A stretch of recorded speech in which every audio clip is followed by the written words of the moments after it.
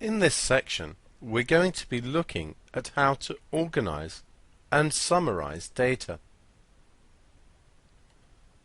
When we collect data, we could end up with lots of numbers. For example, look at the data here. It's difficult to make sense of this data, even if we put the data into numerical order. It's for this reason, because we want to make sense of our data, that we often summarize data using just two numbers.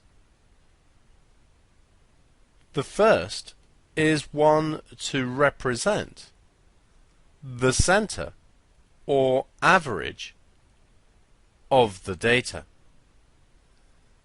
The second is a number to represent the dispersion or spread of the data from the center.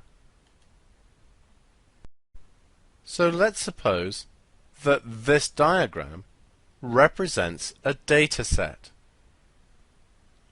What we want to do is summarize the data set with a number that's somewhere in the middle of the data, and then another number which describes how spread out from the center the data is.